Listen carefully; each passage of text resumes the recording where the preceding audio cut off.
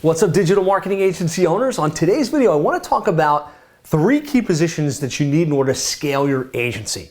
I know that as we grew and scaled our digital marketing agency, we had big goals, we had big aspirations, right? I want to go to a certain amount of revenue, I want to make a certain amount of money. But the reality is, most of us didn't start our agencies just to make more money. We really started our agency so that we could have freedom to do what we wanted to do, to set our own schedule, to have the flexibility. If you're going to make more money and have more freedom in your life, you have to have a strategy to scale.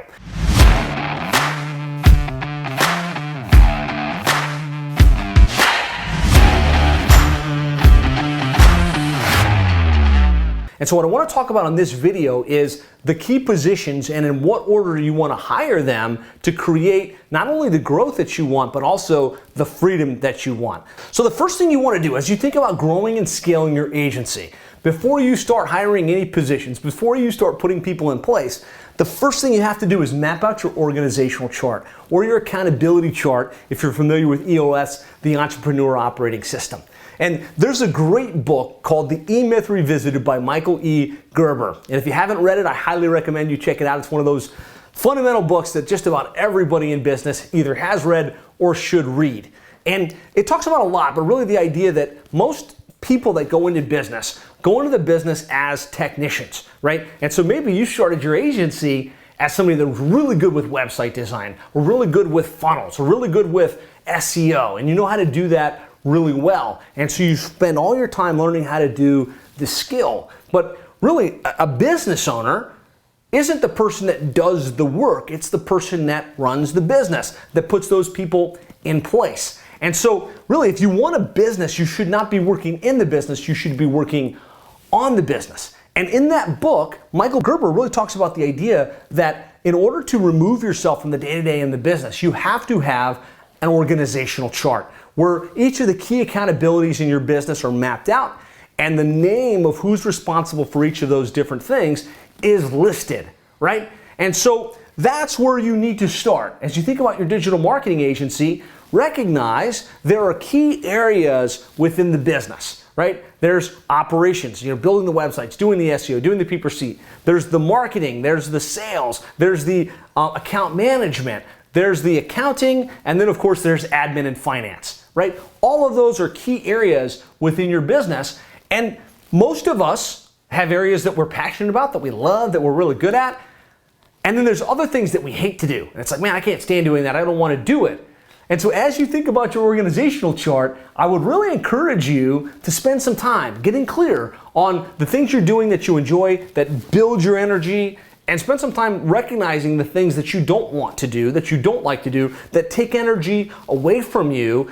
And those are the areas within your agency you need to remove yourself from as quickly as possible. Because there are people that love doing that thing, that are really good at it, that get energy from it. There's a great book by John Assaraf called The Answer. And in the book, The Answer, he talks about the fact that there's people that play at things you have to work at. And really, one of the secrets to accelerated growth in your agency, to accelerated growth in any business, is to find people that play at what you have to work at. And so before I talk about these 3 key positions, I really want to encourage you, spend some time doing this work. And I'm going to give you some resources at the end of this video to help you map out this accountability chart and get clear on what those positions are. So step 1, map out your accountability chart. Now from there, what I've found in my agency, and now working with hundreds of agencies across the country, there's usually 3 key positions that you need to hire. And usually they need to be hired in this exact order in order to create the freedom and the growth that you're after. What I found in our agency, as we grew and we kind of grew to mid 6 figures, we had 15 to 20 clients, the first thing we had to get rid of and to get ourselves out of was the doing in the business, the operations. You could call this an operations manager, you could call this a delivery person, but if you're still managing projects, putting things into a project management system, whether it's ClickUp or Trello or Teamwork or whatever the system is, if you're still building websites, writing content, claiming directories, there is no way your agency is going to grow and scale. So the very first thing you absolutely must remove yourself from is the doing of the work. It's the operations side of the business. And so number 1, operations. And this could look in your business like an operations manager. It could look like an integrator if you're using EOS and you're kind of large enough to have a leadership team in place. It could just be somebody that's handling the operations, actually doing the work within your business or managing your white label team. So that's number one. Number two is account management. As you grow, as you scale the business, at some point you're going to get busy, right? And usually you get rid of operations, and the next thing is, I've got all of these clients. Let's say I've got 15 or 20 clients. The work's getting done, but they need to talk to somebody, right? They need to have calls to know what's going on, to see what the return on investment is, to remain engaged. And what I found in our agency and what I found in a lot of the agencies we work with is that somewhere around 15 to 20 clients, you have to make a choice. And that choice is, do I continue to grow and remove myself from the account management, or do I stay here? Because you're going to wind up relatively bottlenecked trying to land clients, trying to deliver the work, trying to lead the team, and then also being an account manager.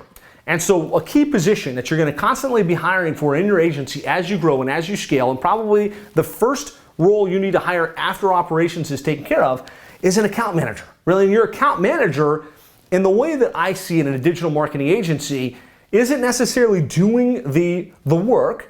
They're the main liaison between your business and the client, right? So they're onboarding the client, they're letting the client know what's going on, they're the person the client calls at 3 a.m. in the morning when they're stuck because they're upset that something's not working right. They're the main point of contact for the client.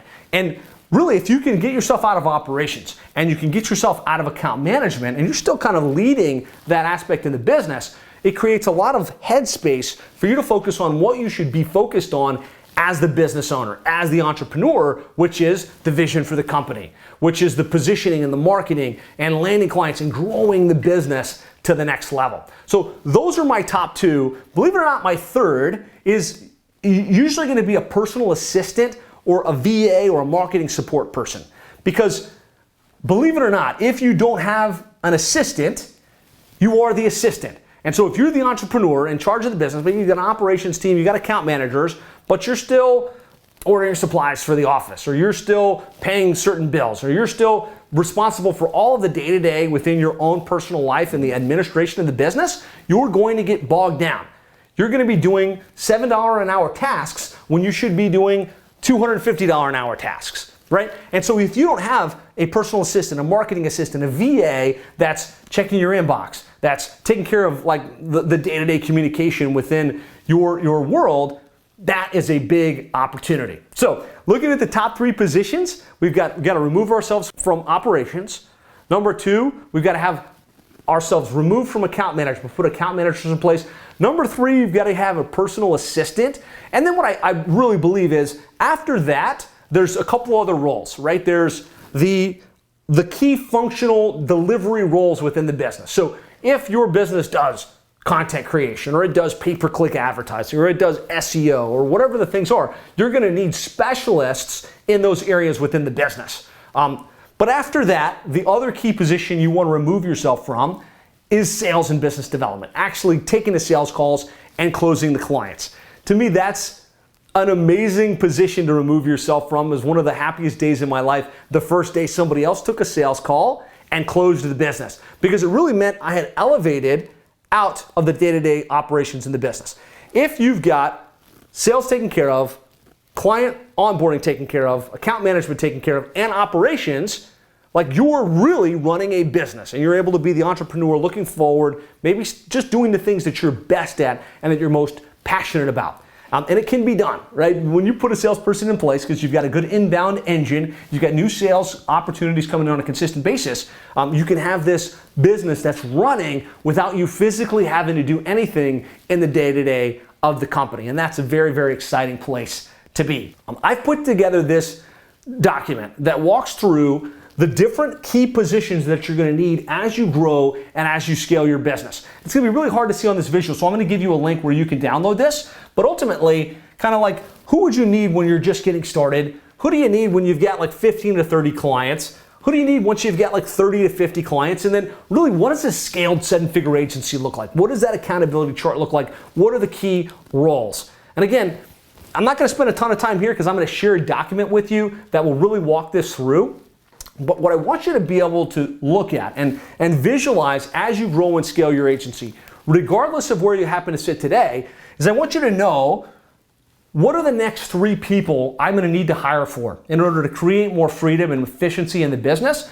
And then what's my scaled model look like? How often do I need to hire a new account manager? How often do I need to hire a new PPC specialist? How often do I need to add key leaders within the company so that as the company grows, it doesn't bottleneck? It doesn't start to rely on me as the owner to keep things running. So if that sounds good, and you want to get your hands on that, you can go to 7figureagency.com/scale. That's 7figureagency.com/scale. It'll take you straight to a resource that walks you through those key positions, what a scaled organizational chart looks like, so that you've got the key strategy you need to create that additional freedom that you're after in your business. So I hope this has been beneficial. Hopefully it's been insightful. Would love to know in the comments, like, what's the next position you need to hire for in your agency?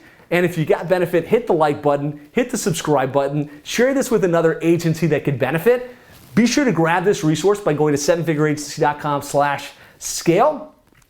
And stay tuned for other great videos just like this on how to grow your agency, create more money, more freedom, and a bigger impact in your life and business. I'll talk to you soon.